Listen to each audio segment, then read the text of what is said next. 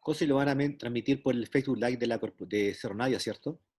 Sí, eso es lo que voy a probar igual ahora, porque me sale una opción que dice publicar en más páginas, entonces eso es lo que voy a intentar hacer igual. Ok. Avísame porque para dejar Sí, lo que hay y yo ir avisando.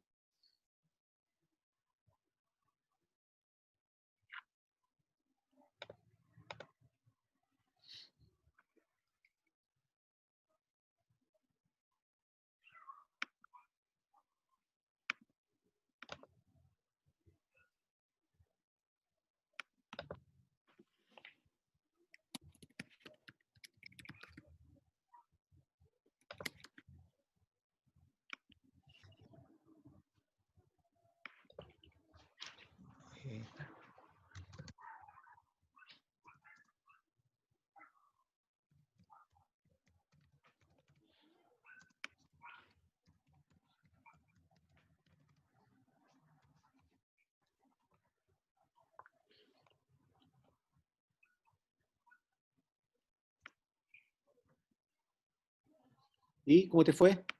estoy en eso, estoy escribiendo el título. Ah, pero se va a poder entonces. Pero mi pregunta ¿es por el Facebook de la Casa de la Cultura Violeta Parra o por el de la Municipalidad de Cerro Navia?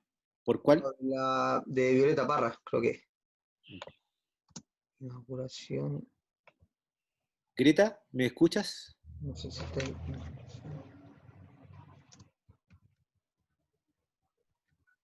Greta,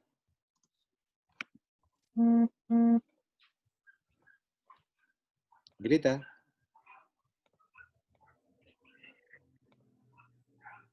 no me escucha. Bueno,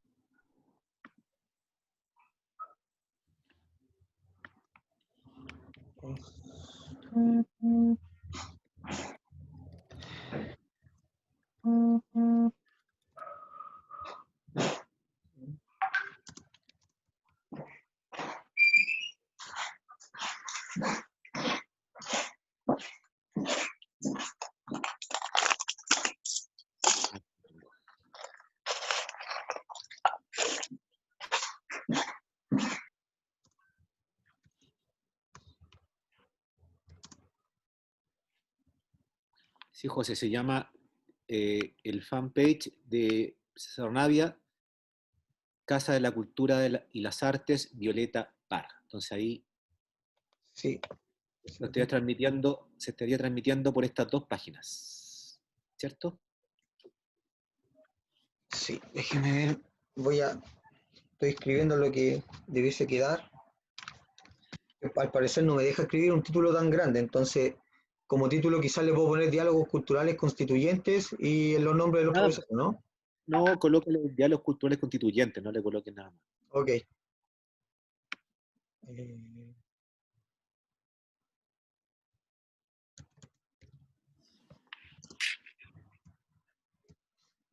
José, tú tienes el WhatsApp de la Cristina, ¿cierto? de la profe Cristina Moyano, Sí. ¿sí? Ah, cuando sean las 7, ¿le puede avisar que ingrese? Acá. O que ingrese a las 7:05 en realidad. ¿Ya? Que faltan 10 minutos.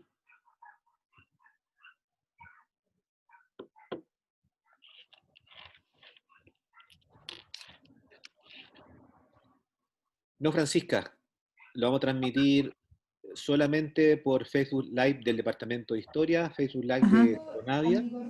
¿Ya? Lo vamos a grabar y de ahí lo Perfecto. vamos a subir al YouTube. Ah, ok, pero por... Ay, como que se me silencia solo esto. Por el Facebook se ve, entonces. Sí, se ve por el Facebook Live de tanto Ya. de No, Navia como del Departamento de Historia. Y no está hay que bien, es que la Bárbara Cuña me estaba preguntando, entonces era para darle la dirección, pero lo busco en internet. sí, en todo caso, yo voy a avisar, voy a indicar el tema, Dale, perfecto. ¿ya?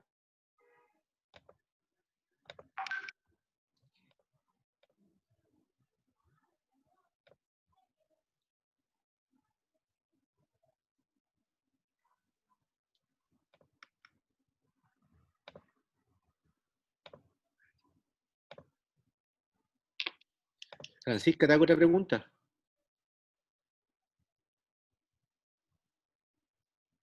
¿Sí?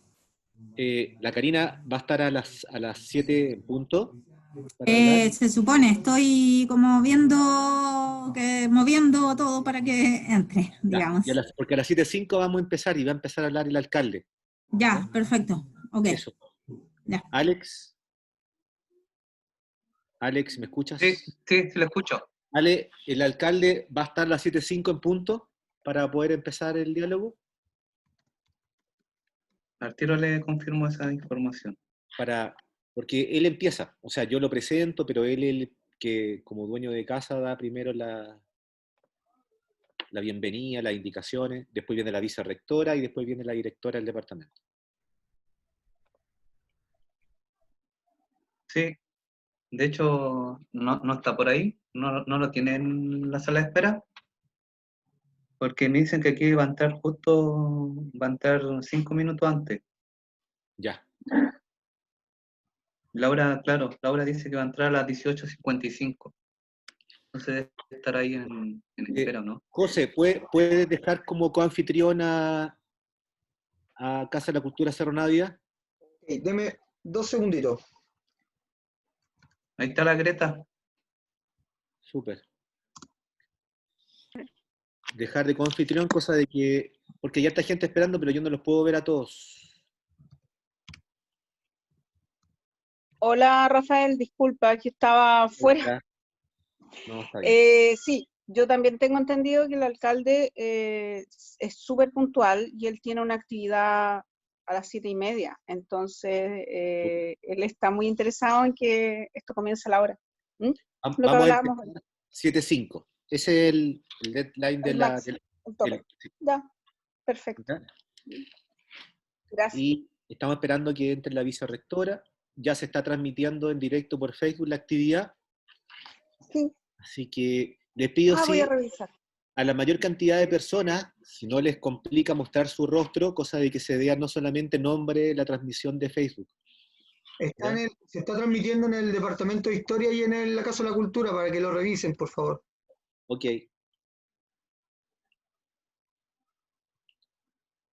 Sí, ahí lo veo, ¿Sí? en la Casa de la Súper. Cultura. Ah, buena. ¿Lo vieron o no? Ahí. Ya, buena. Yo lo estoy revisando por el departamento y se ve. Me interesaba la Casa de la Cultura. Bien, voy a dejar entrar a las personas. ¿Ya?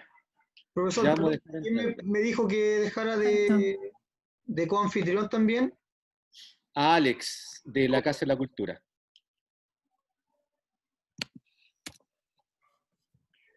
Justo te había mandado un correo. Profesor, ¿cómo está? Bien, tú, Bien también. qué bueno. Me mandó un correo. Sí, así que, bueno. Hola Rafael. Hola Laura, hola a todos, a todas, a todos. Hola, buenas tardes. Buenas tardes a todas, a todos. Ahora Hola. se va a conectar el alcalde.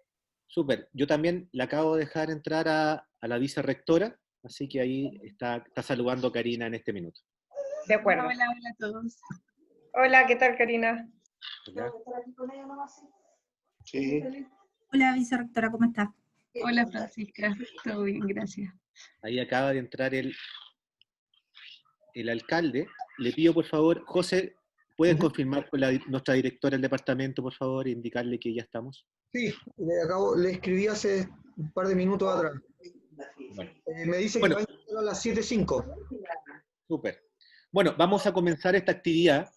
Buenas tardes a todas, a todos, a todos.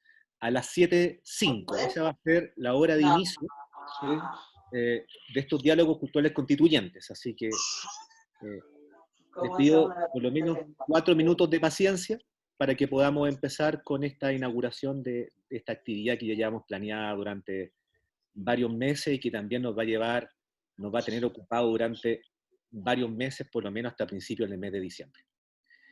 Plebiscito incluido. Así es. Hola, alcalde. ¿Cómo está? Muy bien. 4 minutitos y partí. 3. 3 minutitos y partí.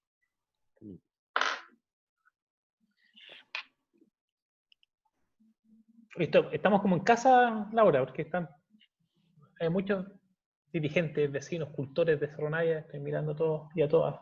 Sí, sí, además que van a estar 25, 27 de ellos están inscritos para estar durante todo el ciclo alcalde, desde aquí hasta diciembre, las 10 sesiones.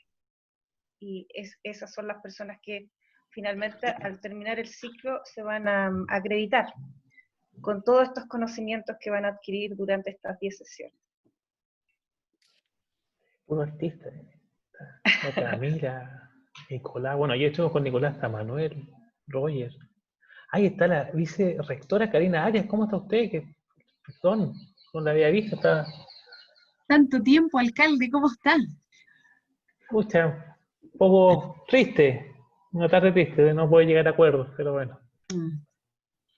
Hay que ponerle empeño. Sí, los desafíos son más grandes que nosotros y a veces no nos damos cuenta de eso. Ese es un problema. Lamentable lo diría. Sí. Pero acá estamos con las pilas puestas. Ayer tuve una actividad preciosa de homenaje a Víctor Jara en la comuna, pero estuvo fantástica, estuvo buenísima. Estuvo muy bonito. Sí, estuvo muy bueno. Bueno, nos quedan 2 minutos y comenzamos, así que ya estamos a punto de comenzar esta actividad. Y falta, ingresó la directora, ¿verdad? Del Departamento de Historia. Está ingresando. Ya. Lo que pasa es que en este minuto también empiezan las clases del posgrado, entonces ella hace clases en el posgrado, entonces se va a salir de la clase para poder entrar a un ratito. De acuerdo. Súper.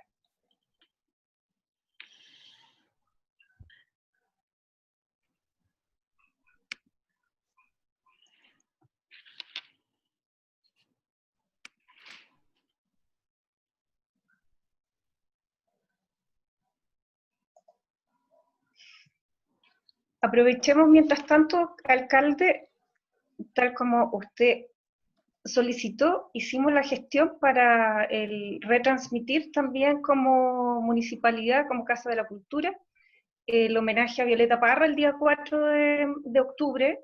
La gestión resultó exitosa, así es que vamos a poder también transmitirlo, este homenaje. Fantástico. Oye, ¿esto se está transmitiendo todavía, no? ¿Esta conversación de ahora? Transmitiendo. Sí, se está transmitiendo, Carlos. Ah, ya, entonces no mato la sorpresa, le tengo una sorpresa extraordinaria en torno a Violeta que se la voy a contar más adelante entonces. Si no se está transmitiendo, se las contaba al tiro, ¿no? Lo bajaba en suspenso, pero está una tremenda idea. La vamos a lanzar el 4 de octubre, ¿eh? Muy bien, bueno, alcalde. Estamos viendo eso. Bueno, ya estamos en la hora, así que, como dijimos recién, ya son las 7:05, la idea es que, por respeto a todas las personas, a los vecinos, a los dirigentes, a los estudiantes, a los profesores que nos están escuchando, comenzar. Les doy la bienvenida a este ciclo de actividades denominada Diálogos Culturales Constituyentes. Esta es una actividad que hemos estado organizando en conjunto, ya hace bastante tiempo, que recién hoy día dio luz, entre la Municipalidad de Cerro Navia, la Vicerrectoría de Vinculación con el Medio de la Universidad de Santiago de Chile, y el Departamento de Historia también de la misma universidad. Para comenzar esta primera jornada, hemos invitado a las 3 autoridades de cada una de estas instituciones, al alcalde de Cerro Navia, Mauro Tamayo, que nos va a dar unas palabritas en un minuto más, a la vicerrectora de Vinculación con el Medio de USACH, a la doctora Karina Arias, que también está por ahí, y también a la directora del Departamento de Historia, a la doctora Cristina Moyano, que también anda por ahí en este minuto.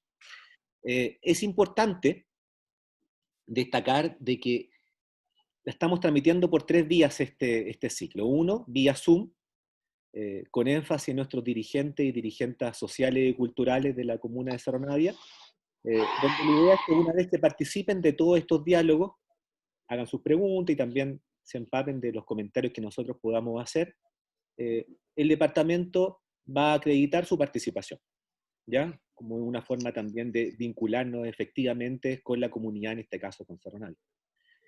Como les dije recién, es un ciclo bastante largo que culmina en el mes de diciembre. Nos vamos a reunir todos los días miércoles de las 7 hasta las 8 de la noche, más o menos, quizás algunos días nos vamos a pasar un poquito, y hoy día, para inaugurar,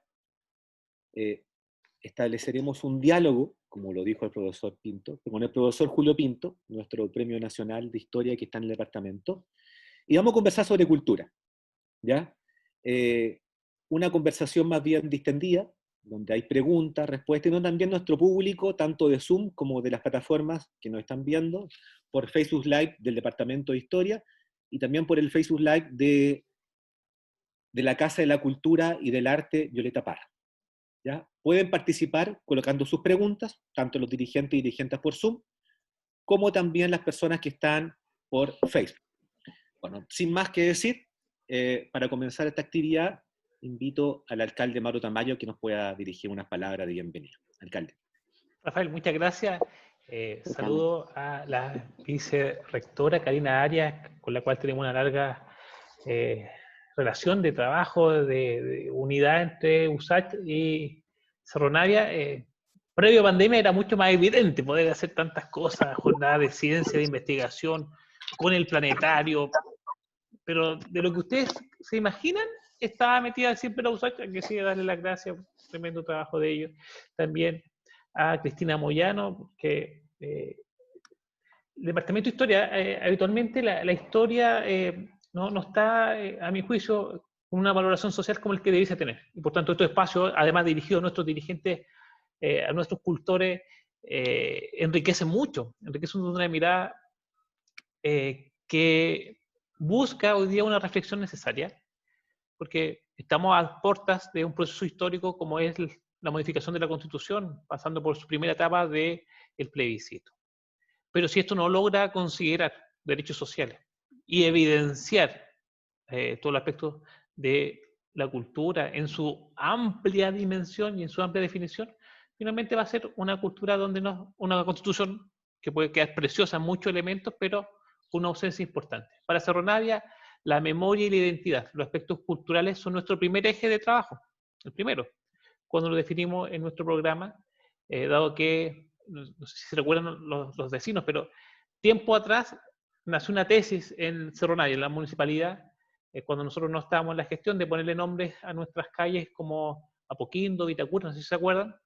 Entonces, y eso no fue un escándalo, que parecería como ilógico. Nosotros tenemos que rescatar nuestras tradiciones, nuestro valor como comuna, tenemos que reconocer a nuestra gente, y por eso, por ejemplo, que estamos en una campaña, y paso el dato desde ya, tratando de que las estaciones, por ejemplo, de metro, lleven el nombre de Víctor Jara, de Violeta Parra, que tienen un arraigo en nuestra identidad como comuna. Nosotros tuvimos una de las tomas más grandes de terreno, incluso la Violeta Parra, y está por ahí Roger, fue Violeta Parra 1, 2 y 3. Después en dictadura se les cambió el nombre. Se empezaron a llamar Villa, la Villa Huelén, la Villa Libertad, a objeto de ir trastocando nuestra identidad, trastocando nuestra memoria. Víctor Jara en la enmienda de la Victoria. Entonces, es parte de lo que somos. Cuando sabemos, cuando recordamos, cuando relevamos lo que fuimos, sabemos dónde estamos hoy día y permite construir un destino mucho mejor. Yo creo que esto va a ser extremadamente provechoso, y por eso invito a cada uno de ustedes a permanecer y asistir a cada una de las jornadas, no solamente por la certificación, que eso ya es un tremendo reconocimiento y le agradezco que la universidad haga ese esfuerzo, sino que además por lo que enriquece este debate, tener un proceso de cambio y transformación que nos incluya a todos, a todas, a todos, que no deje a nadie afuera. Eso, Rafael. Muchas gracias, alcalde, por sus palabras. Quiero invitar ahora a la vicerrectora de vinculación con el medio del USACH, a la doctora Karina Arias, también que nos diga algunas palabras de bienvenida.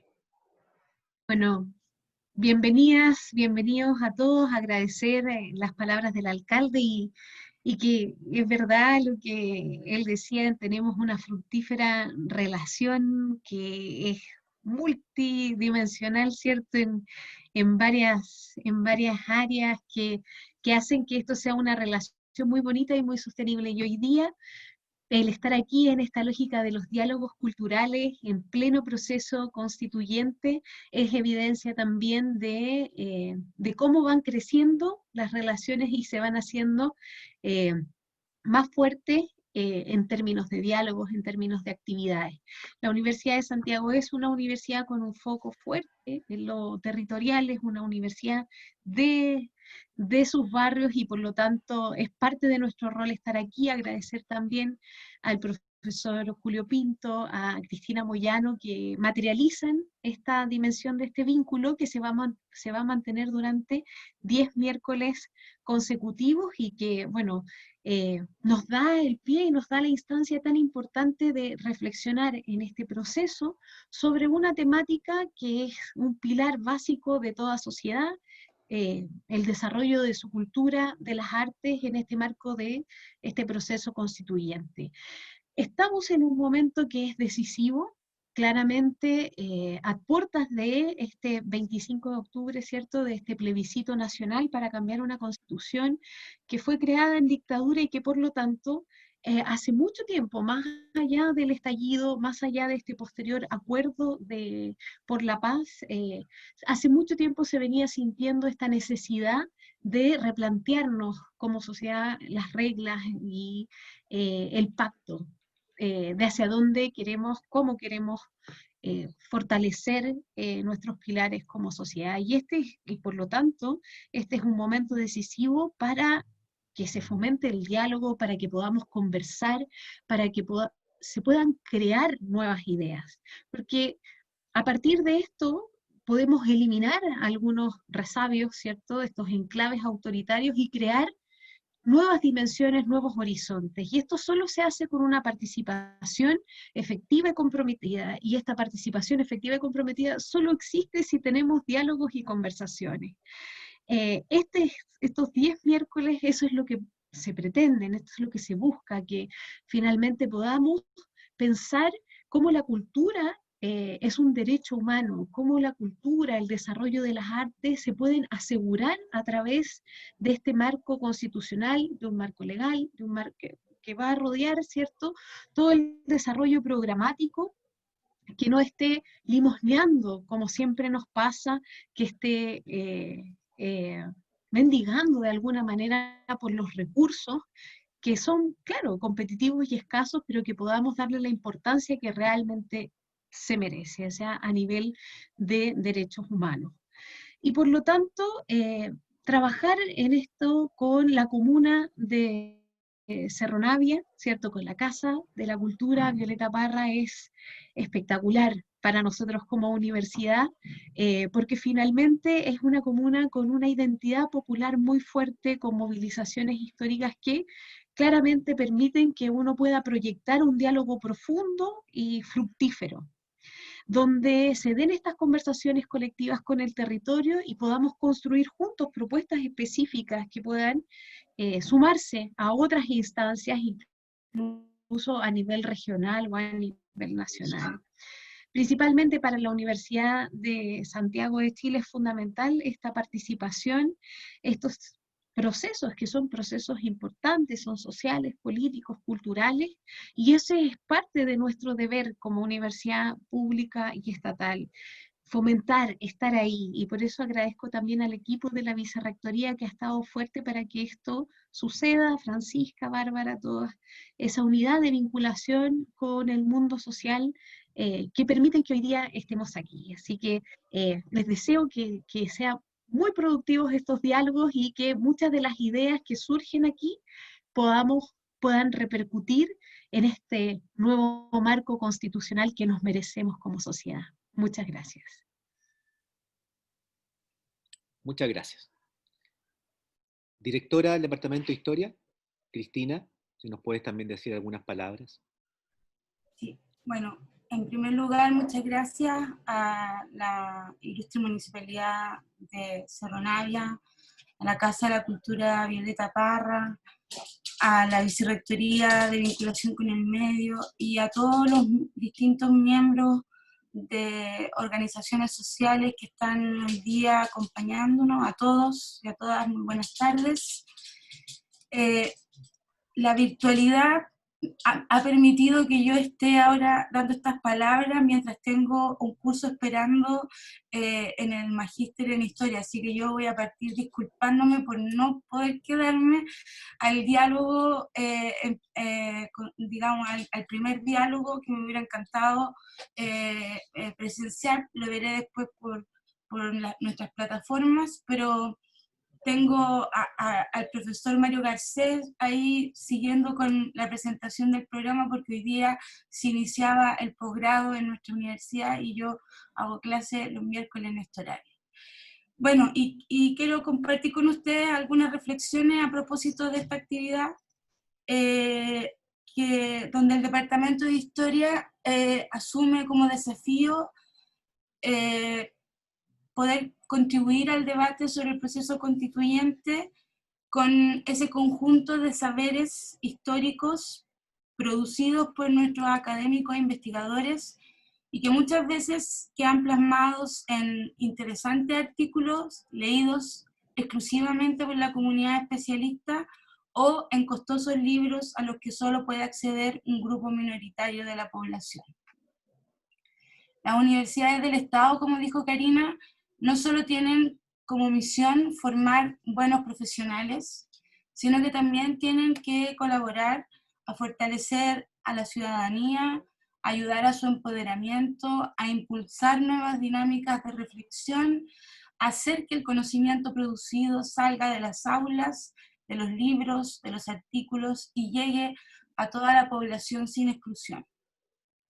La pandemia que estamos viviendo hoy día y que nos tiene a todos medio semi confinados, hizo visible a las élites políticas y económicas de este país que las protestas que se iniciaron el 18 de octubre no solo fueron un momento de estallido liderado por jóvenes avesados que decidieron evadir el metro durante una semana por el alza del pasaje y que se mantuvo durante varios meses con numerosas marchas, primeras líneas de ciudadanos y ciudadanas que exigían no más abusos, no más corrupción, no más exclusión, no más desigualdad, no más trabajos precarios, no más sistemas de capitalización individual, no más violencia machista y un sinfín de no más, que daban cuenta de la erosión de una estructura económica y social nacida de las reformas neoliberales que se conocieron como las 7 modernizaciones, enunciadas en el discurso de Chacarilla, famoso discurso dado por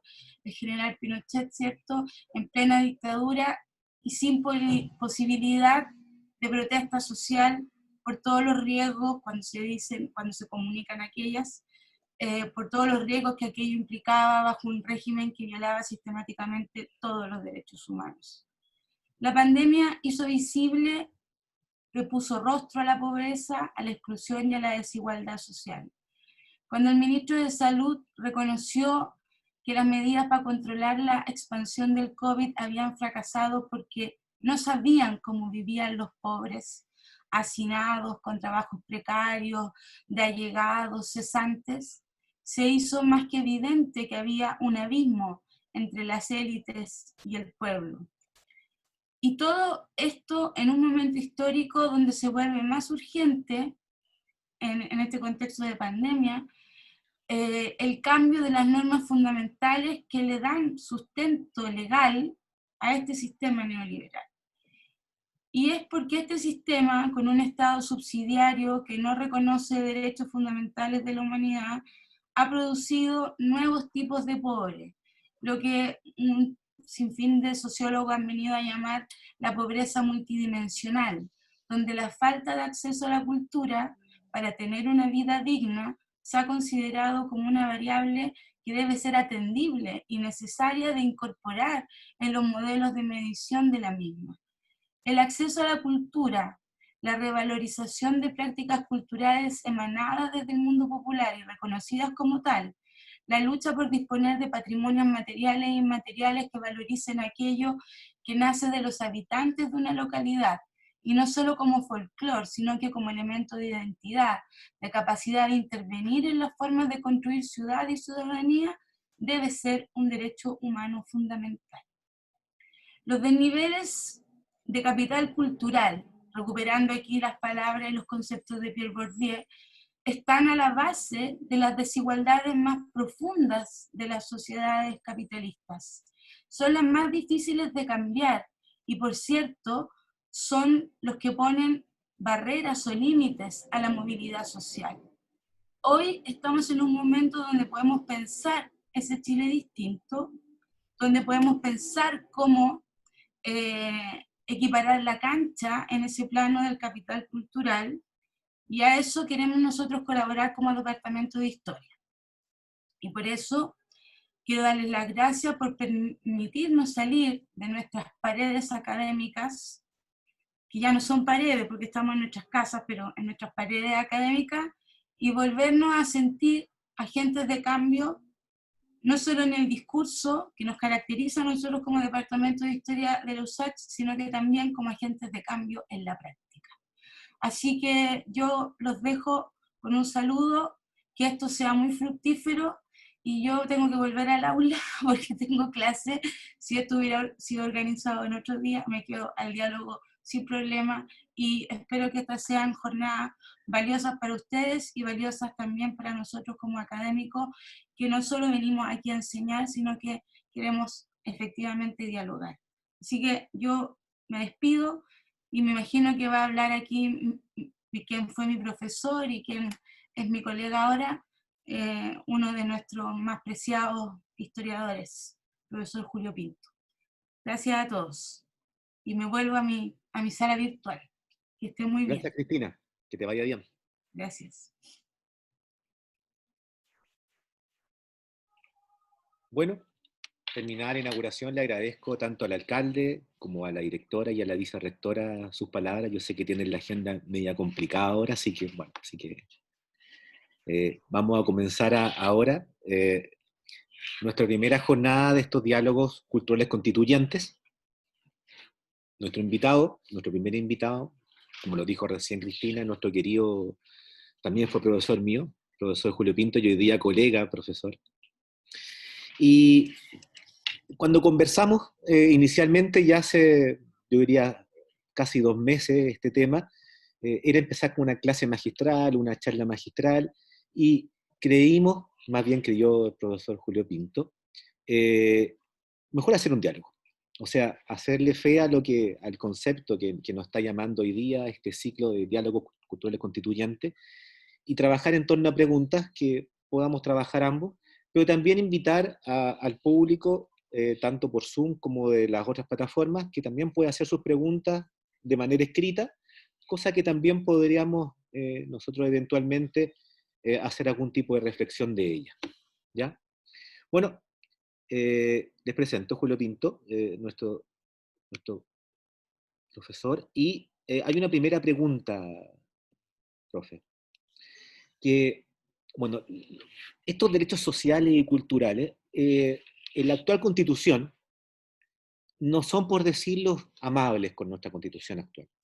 Entonces, una nueva Constitución debiera explicar de mejor manera los deberes del Estado con la cultura. En este sentido, tomando en consideración de que el Estado debe tener algunos deberes con la cultura, a su parecer, ¿cuáles debieran ser estos? ¿Qué temas debiera reflexionar el Estado para asumirlo como un deber? Como una primera pregunta provocadora. Bueno, muy buenas tardes a todas, todos. Agradezco la invitación.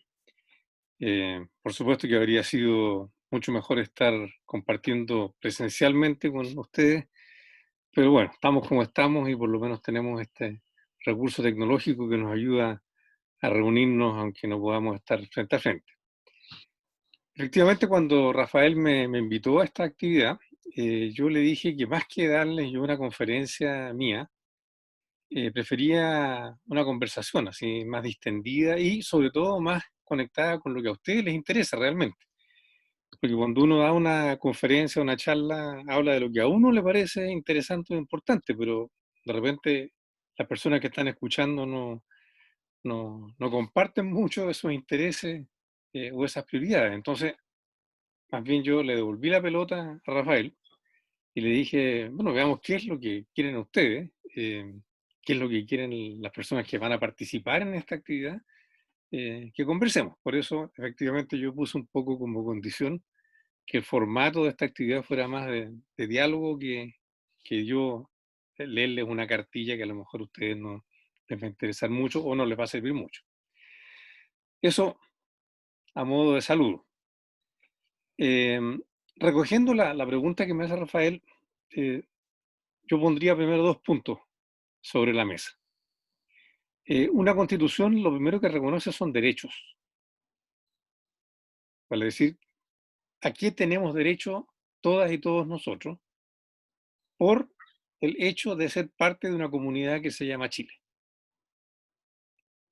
El ser humano es un ser que vive en comunidad, no es un ser que vive aislado en medio de la nada o en una isla desierta en medio del océano. Se ha demostrado que las personas no pueden sobrevivir indefinidamente a la soledad. Y creo que esta cuarentena que hemos vivido casi todos nosotros en los últimos 6 meses ha venido a confirmar eso. O sea, somos seres sociales. Y al ser parte de un colectivo, de alguna forma nos afirmamos y nos reconocemos en ese colectivo.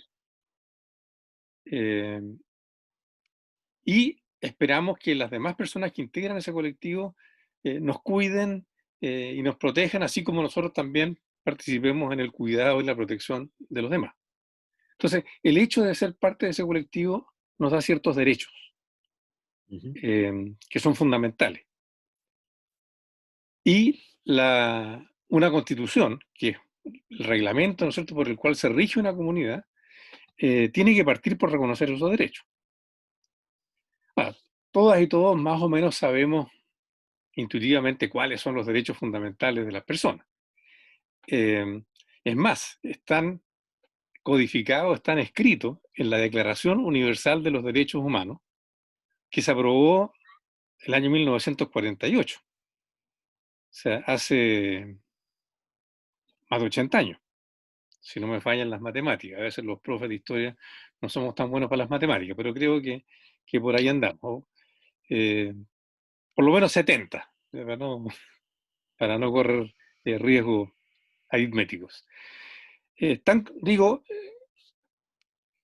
solemnizados, codificados estos derechos para toda la humanidad, no solo para los habitantes de Chile, desde 1948. Y si ustedes leen la Declaración Universal de Derechos Humanos, esa incluye derechos sociales a la educación, a la salud, a la previsión, a todo tipo de cuidado frente a los peligros que vive una persona a lo largo de su vida, y también a la cultura. Yo quiero tomarme un segundo para leerles el artículo 27 de la Declaración Universal de los Derechos Humanos, que dice: toda persona tiene derecho a tomar parte libremente en la vida cultural de la comunidad, a gozar de las artes y a participar en el progreso científico y en los beneficios que de él resulten. Entonces, el derecho al acceso a la cultura, pero también a la creación cultural, es un derecho universal reconocido por casi todos los países del mundo. Agrego un detalle. Todo país que firma la Declaración Universal de Derechos Humanos tiene la obligación de hacer cumplir esos derechos, de respetarlos dentro de su territorio. Chile es un país firmante de la Declaración Universal de Derechos Humanos. Entonces, como mínimo, nuestra Constitución debería reconocer todos los derechos que allí aparecen. La Declaración tiene 30 artículos, reconoce muchos derechos políticos, civiles, de libre expresión, de que uno no puede ser encarcelado sin una causa, etc. Derechos sociales, económicos y culturales. Bueno, nuestra actual Constitución, la de 1980, hay varios de estos derechos que no reconoce expresamente o que los reconoce de manera muy, así como media tramposa. Por ejemplo, el derecho a la salud, que está establecido taxativamente en la Declaración Universal de Derechos Humanos, en nuestra actual Constitución se reconoce como derecho a acceso a la salud. O sea, nosotros tenemos el derecho a acceder a la salud. Si nos enfermamos, la Constitución nos garantiza el acceso a la salud, pero no dice nada si ese acceso es gratuito o es pagado. O sea, nosotros podemos acceder a un médico, a una consulta, pagando una buena cantidad de plata. Entonces, ahí tenemos un caso donde hay un derecho que está reconocido un poco a medias, pero no del todo. Entonces, repito, como piso mínimo para empezar a conversar de esta nueva Constitución, que tendría que reconocer los derechos de las personas que vivimos en este territorio, habría que poner sobre la mesa la Declaración Universal de los Derechos Humanos, entre ellos los derechos culturales. Y lo que aparece reconocido como derecho en la Constitución, el Estado, como representante, se supone, de todos nosotros, como el cuerpo que se hace cargo de que en este país se viva como corresponde, o debería hacerse cargo, muchas veces no lo hace, el Estado tiene la obligación de cumplir esos derechos. Así que yo partiría por ahí, digamos, definir los derechos, ver qué es lo que el Estado está obligado a reconocer o a hacer cumplir, y después ir viendo a través de qué mecanismos, de qué política, de qué instrumentos, efectivamente nos aseguramos que esos derechos se cumplan, porque, y con esto termino esta primera respuesta, no sacamos nada con que los derechos estén escritos en una hoja de papel, una hoja en blanco, como se dice. Pueden verse muy bonitos ahí, pero el paso siguiente es asegurarse que esos derechos se cumplan. Y ahí no basta con que estén escritos en la Constitución, sino que tiene que haber mecanismos mediante los cuales todas y todos nosotros podamos exigirle en cierto momento al Estado: mire, aquí hay un derecho constitucional que no se está reconociendo, es su obligación reconocerlo. Por ahí partiría yo. Gracias, profesor. Bueno, me tomo un poco de las palabras que dijo en torno a los derechos culturales, porque el año pasado, si mal no recuerdo, se hicieron una serie de cabildos culturales, por lo menos en el caso de Chile y en particular de Santiago. Y uno de estos cabildos culturales más grandes que se hizo fue en Matucana 100, que Matucana 100 incluso es vecino nuestro, del Lusacho, donde participaron alrededor de 6.000 personas, entre trabajadores de la cultura, independientes, trabajadores de la cultura de algún tipo de institución, de alguna corporación cultural, de patrimonio, de museo, gestores culturales, artistas, en fin, un sinnúmero de personas. Y a partir de esta participación, que obviamente después fue un poco decreciendo, uno de los pilares fue el concepto de los derechos. Pero también hablaron de los deberes, y aquí nuevamente hago hincapié. O sea, ¿qué pasa hoy día con el Estado? El Estado es un Estado subsidiario que trabaja en torno a la concursabilidad hacia el sector cultural. No hay una... Estoy pensando en la lógica de los financiamientos y la lógica de las políticas. La mayoría es vía concursal. Y aquí también me recuerdo, tomando en consideración esa lógica de la concursabilidad, unas palabras que usted dijo ya hace, yo me diría, hace como 2 años, que yo se los comenté hace un tiempo, que en una charla que se estaba haciendo en Lusach sobre un seminario de historia del trabajo, a propósito de estas políticas de la concursabilidad,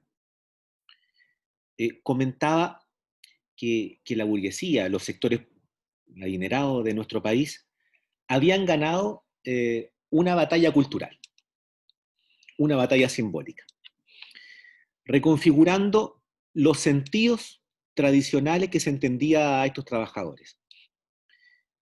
Ahora todos queremos ser emprendedores, lo hizo, me acuerdo que ocupó esas palabras. Entonces, mi pregunta es, estando en esta lógica que hoy día no hay claridad, por lo menos de un grupo importante de la población, que yo puedo ser emprendedor, pero también puedo ser un trabajador de la cultura, o necesito no solamente ser un trabajador, sino que también necesito generar un trabajo autónomo, un trabajo independiente, que es muy común en el sector cultural y el sector artístico, de no trabajar bajo la lógica de algún tipo de institución, y se trabaja en torno a algún tipo de proyecto que emana de algún organismo público. Tomando en consideración un poco este panorama de que la burguesía en el fondo ganó esta batalla conceptual y simbólica, ¿cómo debiese pensarse esta nueva constitución? ¿Debiésemos hablar sobre este tema? ¿Cómo enfrentamos en el fondo este tema de esta batalla que existe? Eso, profe. Facilita la pregunta, ¿eh? No, pero con esta, pues, si quiere, trabajamos esta pura pregunta durante el resto de la media hora. A mí no me complica. Facilita y corta, porque entraron como 7 cosas distintas en la pregunta. Pero agárrese de lo que más le interese, pues, profe. Desde la batalla que perdimos hartas batallas, ¿eh? Hay Sí, que decirlo. La batalla militar primero, pero después la batalla política, económica, social y cultural. ¿Eh? Voy a entrarle un poco por una parte de tu intervención que tiene que ver con esto de las batallas simbólicas. Tú dijiste, se perdió una batalla simbólica porque allí donde 50 años atrás el trabajador y el trabajo era lo que generaba orgullo, ¿no? Pertenencia. En el Chile de los 60, de la Unidad Popular, estamos celebrando los 50 años de la elección de Allende, como el máximo símbolo de la sociedad chilena era el trabajo, el trabajador. ¿Eh? Y el gobierno, o el sector político que llega al gobierno en el 4 de septiembre de 1970, llega como representante de las trabajadoras y los trabajadores, con el propósito de construir una sociedad para trabajadoras y trabajadores y de las trabajadoras y los trabajadores. Esto no es casual, había toda una imagen que era parte de ese tiempo, de que todo lo que existía en la sociedad lo construía el trabajo. Las personas que trabajaban eran las que construían todo lo que nos rodeaba. Las casas, los hospitales, las escuelas, las empresas, en fin, el trabajo era como el pilar de toda la sociedad.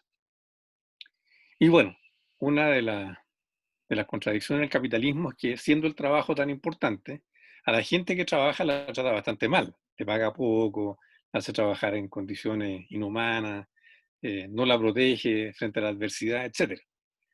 Entonces ahí había como una injusticia que había que reparar para que el trabajo se desplegara, ¿no es cierto?, en todo su valor.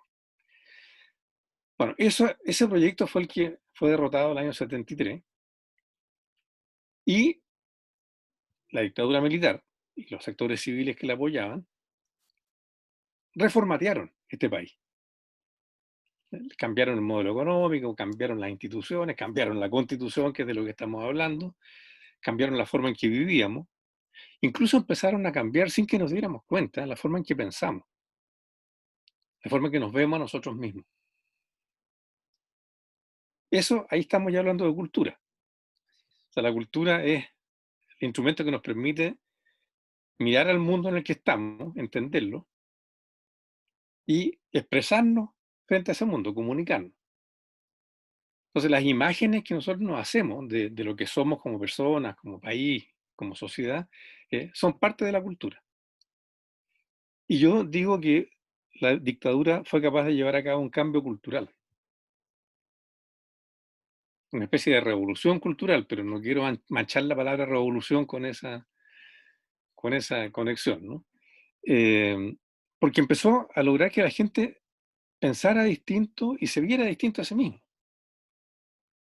Que ya no nos viéramos como parte de un colectivo, parte de una sociedad, que no nos viéramos como personas que estamos juntas en esto de vivir en sociedad, que enfrentamos juntas los desafíos, que tenemos que protegernos, cuidarnos, sino que empezáramos a vernos como individuos, aislados, cada uno para su santo, cada uno preocupado de sí mismo, cuando mucho de la familia, ¿no es cierto?, inmediata, si es que, y el resto no nos importa, no nos interesa. ¿Ya? Me da lo mismo que viva al lado mío, qué problemas tenga, si está enfermo, si está sano, si está cesante, si está con trabajo. No es problema mío. Las demás personas, dentro de esta nueva forma de vernos, de este nuevo modelo, ¿no?, mental, las personas compiten entre sí. Yo lo que quiero hacer es ganarle al del lado, ganar más plata, tener un mejor trabajo, tener una casa más bonita, mandar a mis niños a un colegio más caro. Así me mido yo como persona, así me valoro, ¿ya? Me valorizo. Yo gano más que el otro, tengo más que el otro, comillas, soy más que el otro.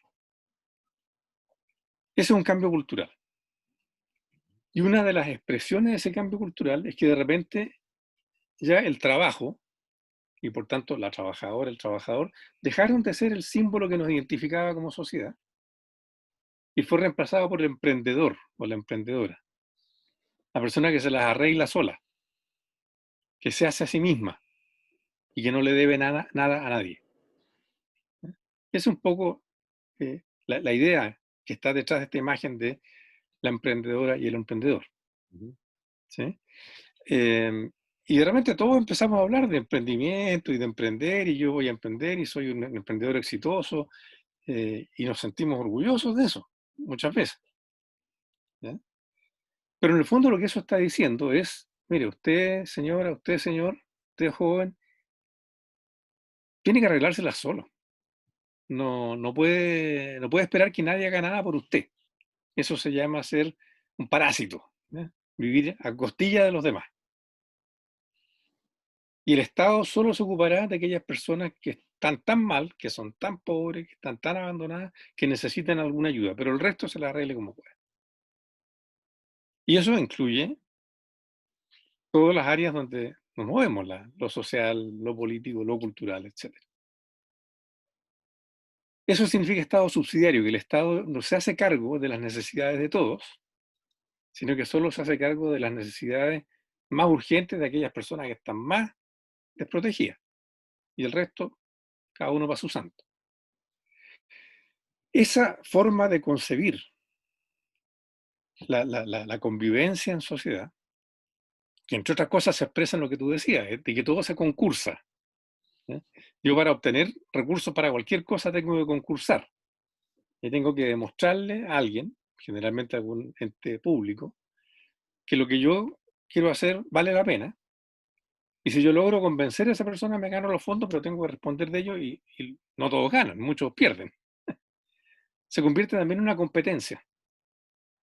¿Ya? Porque como que lo que manda en esta sociedad nuestra ahora no es la solidaridad, no es la ayuda, es la competencia. Yo le gano al del lado. Yo soy un ganador, el otro es un perdedor. Palabras que no se usaban 50 años atrás y ahora se usan a cada rato. Peor, lo usamos en inglés. ¿Eh? Porque a eso hemos llegado. No somos ganadores, somos winners. No somos perdedores, somos losers. Bueno, eso habla un poco de cómo funcionamos como sociedad. Bueno, eso es lo que reventó, eso es lo que hizo crisis. Ya definitivamente venía haciendo crisis hace rato, pero reventó por todos lados en octubre del año pasado, cuando realmente muchas personas dijeron, ya nos cansamos de esta especie como de carrera sin sentido, así febril, de todos contra todos. Nos cansamos de tener que arreglárnosla solo frente a la enfermedad, a la educación, a la cultura, y queremos nuevamente vivir en sociedad, como un colectivo, como personas que se deben unas a otras. Y este proceso constituyente que estamos empezando nace de ahí. De hecho, literalmente nace de ahí. De la explosión social nace el proceso constituyente, porque queremos volver a definir qué es lo que somos como una sociedad. Y qué derechos tenemos, también qué deberes tenemos, obviamente. Y el Estado, que se supone que nos representa a todos, bueno, ese Estado tiene que efectivamente velar por los derechos y por el bienestar de todas las personas que vivimos en este territorio, reconociendo, ¿no es cierto?, en su diversidad, todo lo que ustedes quieran, pero que somos efectivamente una sociedad. Entonces, bueno, me alejé un poco de tu pregunta, me entusiasmé con lo que estamos hablando, Pero en el fondo es eso, o sea, cuando pensemos en la nueva constitución que hay que hacer, hay que partir de preguntarnos, ¿estamos conformes con esto de vivir cada uno para su santo y que los demás se la arreglen como puedan, o queremos recuperar lazos más solidarios? Una sensación de que somos una comunidad. Y eso entonces va a significar que vamos a tener que redefinir las formas, por ejemplo, de garantizar nuestro acceso a la cultura. O sea, ¿por qué yo tengo que pagar por la cultura? Así como ¿por qué tengo que pagar por la educación? Si son derechos, ¿por qué tengo que pagar? ¿Ya? ¿Por qué no es el Estado, a partir, ¿no es cierto?, de los impuestos que le cobra a todos nosotros, garantice que toda la comunidad pueda acceder a la cultura o pueda expresarse culturalmente? Porque la cultura, el derecho a la cultura es acceso a, pero también es expresión. Son las dos cosas. Por ahí tomaría un poco la provocación que me hiciste. Muchas gracias, profesor. Tenemos preguntas de nuestro público, profesor. Así que bueno, las voy a hacer. ¿Ya? Hay una pregunta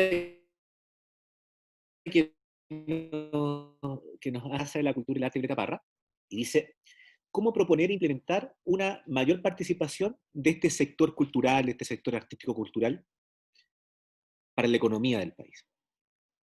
Una pregunta compleja también.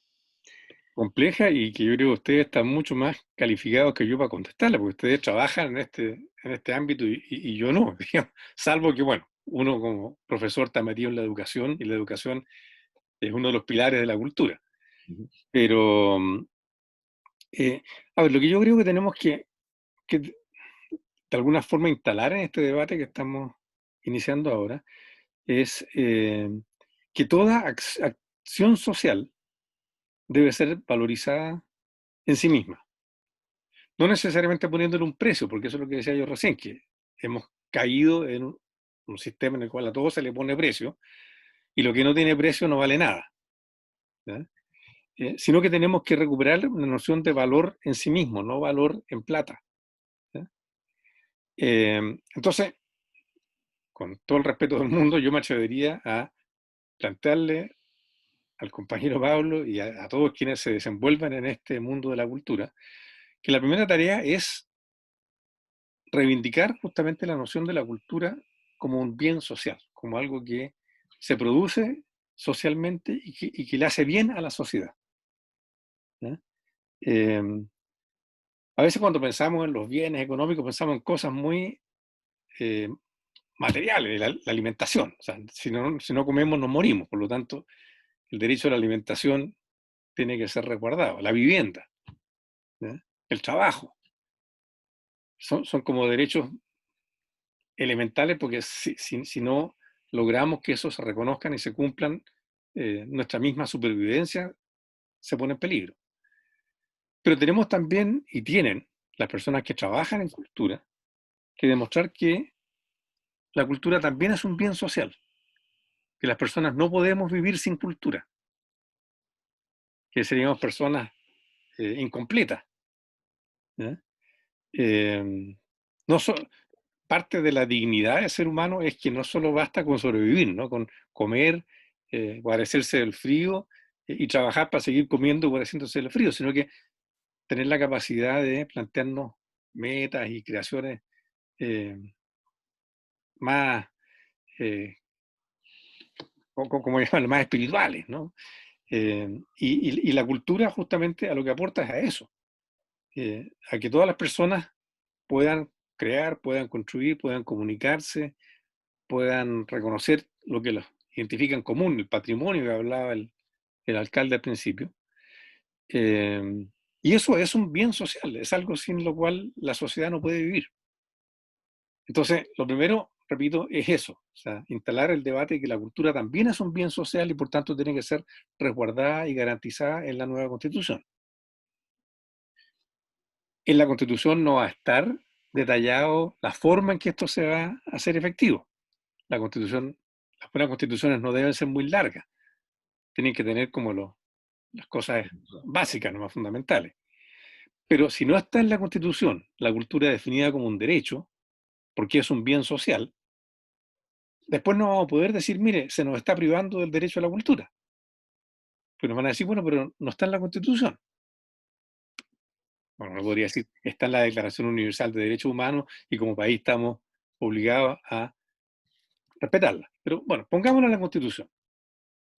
Y luego, segundo paso, estando en la Constitución, la pelea que sigue es, bueno, ¿cómo garantizamos que eso que está en la Constitución se haga carne, se haga realidad en las políticas públicas y en, digamos, los organismos que la sociedad o el Estado se van a dar para hacerse cargo del cumplimiento de estos derechos culturales? Así que ahí hay dos tareas facilitas para quienes se desenvuelven en esto. Uno, convencer a toda la sociedad que la cultura es un derecho y por lo tanto escribirlo en la Constitución. Y dos, ver cómo vamos a hacer para que ese derecho se haga realidad. Como derecho, no como mercancía. Listo, muchas gracias. Hay dos preguntas. Tengo dos preguntas por el grupo de Zoom, que son trabajadores de la universidad y también dirigentes y dirigentes sociales de Cerro Navia. ¿Ya? Siempre tenemos se las voy a leer las dos. La primera es de Manuel Cartes, o Cartés, no sé cómo será. Una pregunta más o menos larga y técnica. Dice, tenemos la ley 21.200 y cada candidato independiente, yo creo que se refiere a la nueva elección, debe tener patrocinio de un número igual o superior a un 0,4% de los que hubieran sufragado en el distrito electoral en la anterior elección periódica de diputados, de acuerdo con el escrutinio general realizado por el Tribunal Calificador de Elecciones. Bueno, ahora viene la pregunta que nos dice Manuel.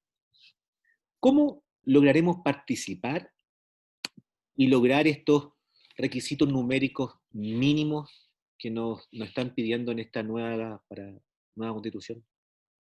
Y la segunda pregunta, profesor, la hace Francisca Dávalo, trabajadora de la universidad. Dice, a propósito de esta construcción de comunidad actual y de cómo establecemos estos lazos solidarios, ¿de qué forma se construía el arte y la cultura desde los territorios antes de esta dictadura cívico-militar? ¿Era relevante la visión de los territorios? Esas dos preguntas. Bueno, la primera pregunta tiene que ver con un poco cómo garantizamos que la población, ¿no? Todas y todos, tengamos algo que decir en el proceso constituyente que se inicia y que se nos escuche, que no vuelva a ser, ¿no es cierto?, de alguna forma secuestrado este proceso por los políticos profesionales, que en los últimos años o décadas no se han caracterizado precisamente por ponerle mucha atención a lo que las personas quieren, dicen, piensan, rechazan. Ahí yo diría que hay dos momentos. Primero es entre el plebiscito y la elección, si es que, como todos esperamos, gana el apruebo, y la convención constitucional. Entre el plebiscito y la convención van a pasar varios meses. Y ese es un tiempo precioso que hay que aprovechar para presionar por rebajar un poco las exigencias que se le están poniendo a la presencia de independientes en la convención. No es algo fácil, ¿eh? Bueno, nada de lo que estamos hablando es fácil. Pero yo diría que un primer paso para poder garantizar lo que el compañero Cartes está diciendo es presionar para que en esos meses, que vayan desde el 25 de octubre hasta abril, creo que sería la elección de convencionales, como que se flexibilice ese requisito y no se requiera la cantidad de firmas que estamos hablando ahora para poder presentarse como candidata o candidato. Esto va a ser resistido por quienes precisamente le tienen miedo a que haya una gama muy amplia de opiniones en la constituyente. ¿Y qué tenemos nosotros para hacerle frente a esa resistencia? Bueno, lo mismo que hemos tenido desde octubre del año pasado o a lo largo de toda la historia, me atrevería a decir yo, que es la presión social. O sea, no estaríamos hoy día aquí conversando de una constitución si no hubiese habido cientos de miles y millones de personas en las calles desde el 18 de octubre del año pasado. Ese es el patrimonio, digamos, esa es la herramienta que tenemos, la ciudadanía en general, para hacernos escuchar en este proceso constituyente que se inicia. Hay que presionar al sistema para que estos requisitos se flexibilicen y para que no solo los políticos profesionales puedan acceder a la Convención Constitucional, sino que personas que no pertenecen a esa casta política.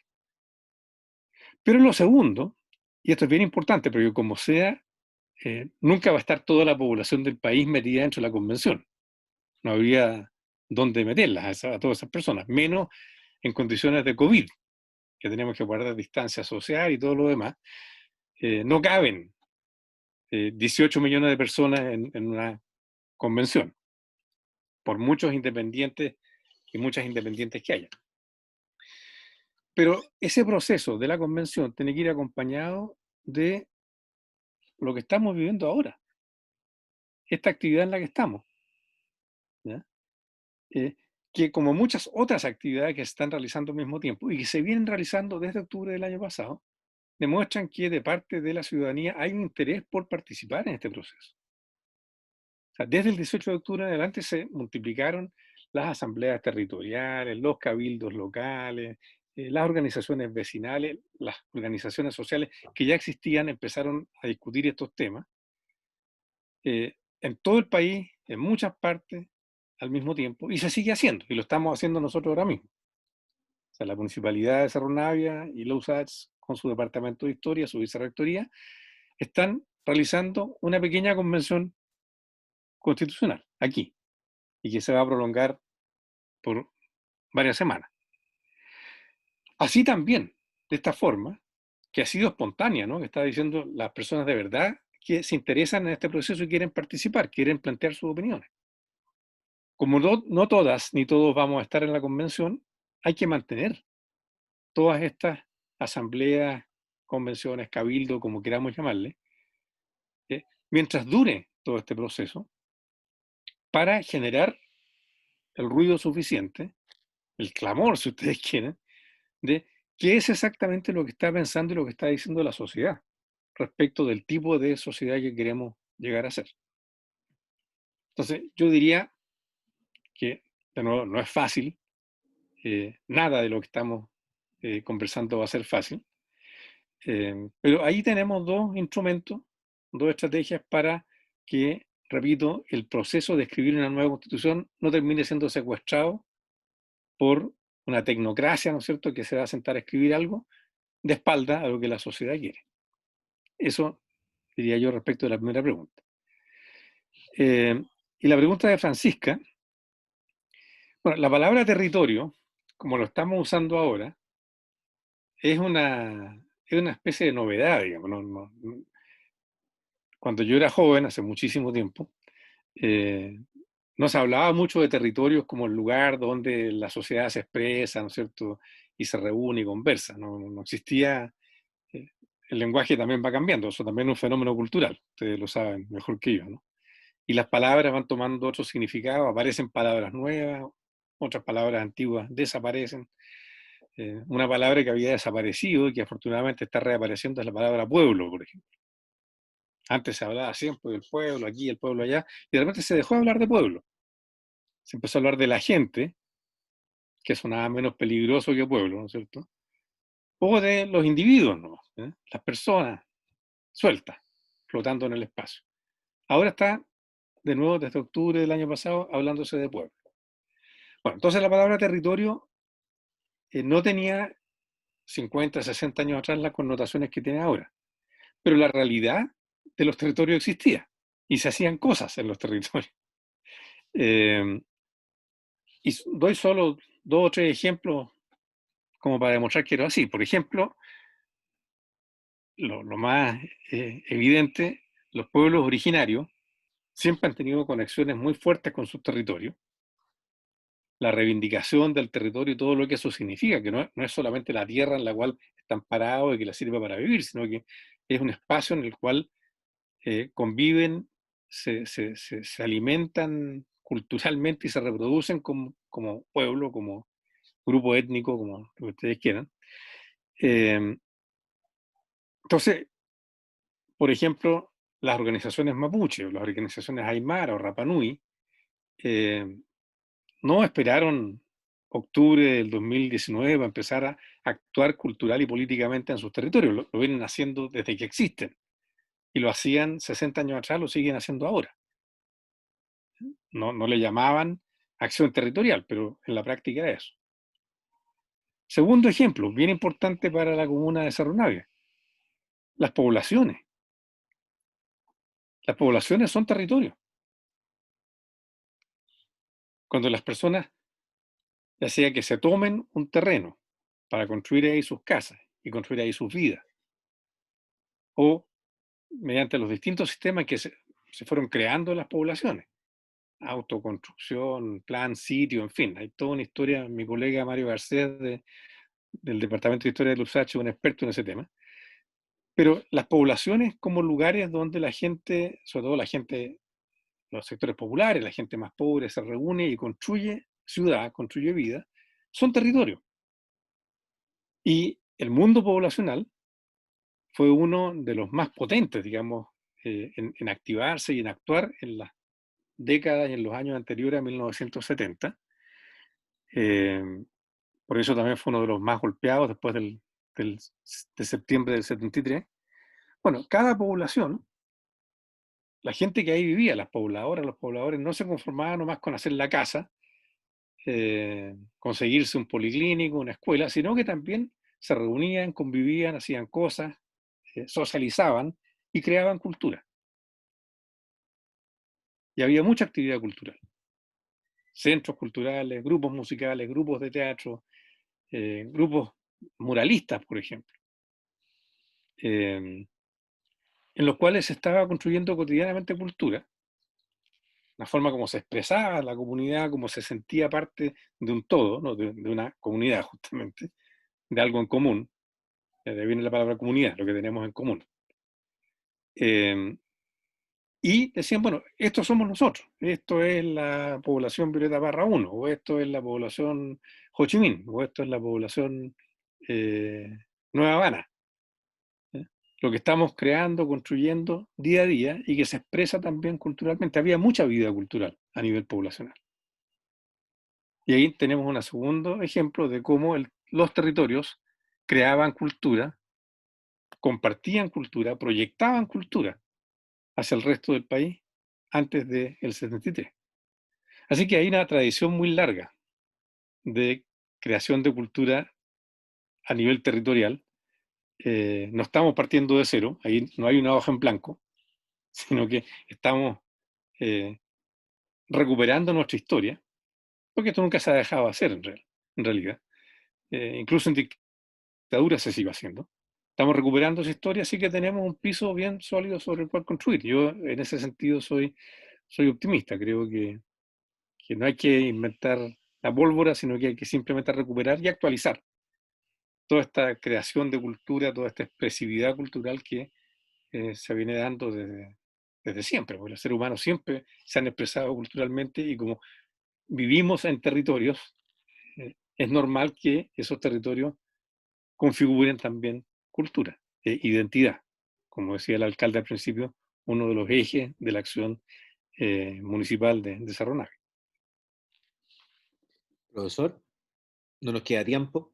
Hay muchas preguntas que van a quedar, pero nos quedan todavía 9 sesiones.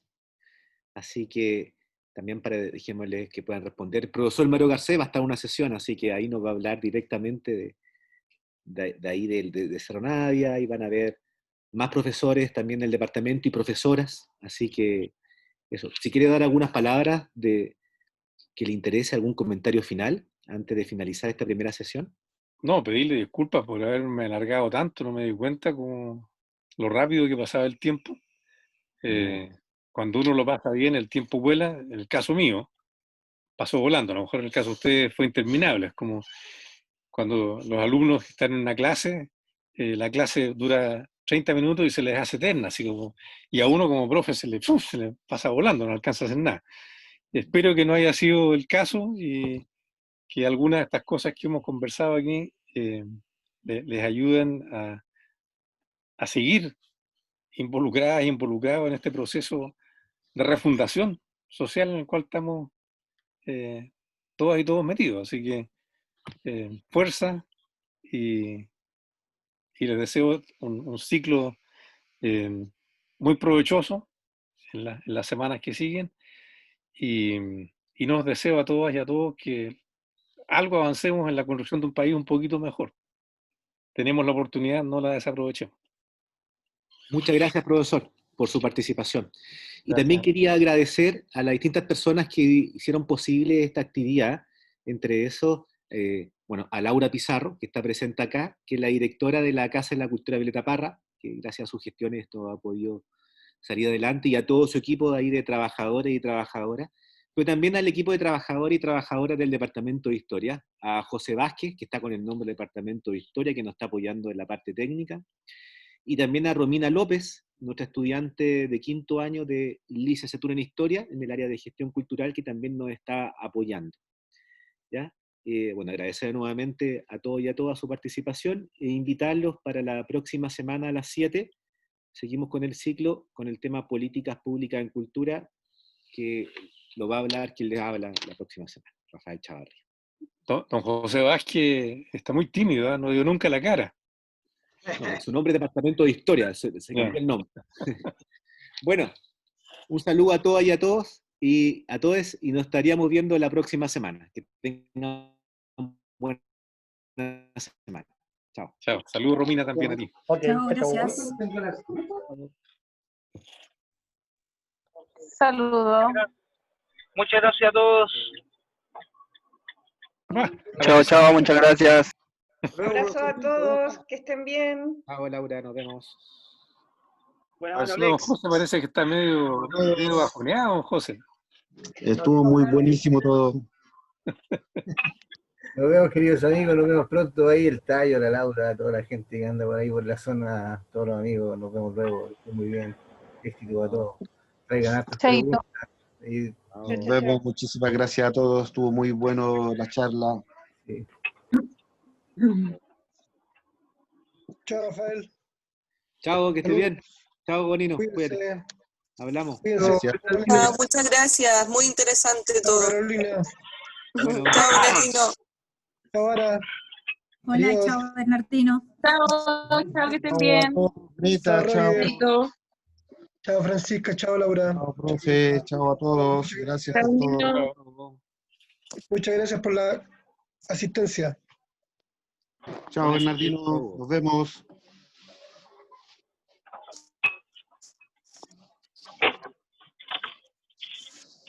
Yo también me despido entonces, no sé si tengo que quedarme con algunas instrucciones finales. Si se queda un minuto, Ya, me solamente van a me retar. dice- Me van a retar porque hablé mucho. No. ¿Cómo la vamos a retar? Se le ocurre.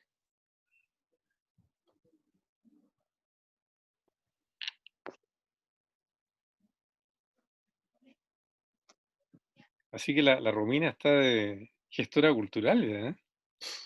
Es nuestra gestora estrella también de la red de egresados. Oye, y no va a estar viejo uno. No se dio ni cuenta, profe, cómo pasaron los años. Uf, bueno, ya estoy bajoneado yo. Oiga, profe, no, yo le quería agradecer eso, su participación y su buena voluntad de poder hacer esta actividad, porque en realidad no solamente usted, sino que todos los otros profesores me dijeron inmediatamente que sí a esta actividad, entonces agradecido por eso, y esperemos que cuando en algún minuto se acabe esta nueva normalidad, podamos hacer alguna actividad in situ con varias comunas. Yo creo que es bueno volver nuevamente a los territorios, como dijo la Francisca. Sí. Eso. Bueno, Eso, profe. cuenta conmigo, pero me parece que este formato funcionó. Sí, alrededor de 80 personas, ¿o no, José? Más la otra red. En Facebook llegamos a un pic de 46 personas y por el departamento, no sé por el tema de cultura, pero también había bastante gente ahí. Y acá teníamos 45, parece. Superamos las 100 personas entonces, lo más posible. Hubo 46 en un momento, yo vi. Exacto. Bueno. Así que... Porque me pareció que era más útil hacer una cosa más dinámica y no yo ahí dándole la lata solo. No, yo también creo lo mismo. Así. Pero fue muy entretenido. Muchas gracias, profesor. Gracias, Francisco. Fue bueno el formato, y creo que lo vamos a repetir con las próximas semanas con los otros profesores. Yo creo que vamos a ocuparlo. Pues hay algunos que se alargan y se... No vamos a decir su nombre para no herir... No, por supuesto. Todos sabemos quiénes son. Eso. Ya, nos vemos ahora. Sí, nos vemos. Gracias, José, y gracias, Romina. Gracias, Francisco. Chao, gracias. Gracias, profe.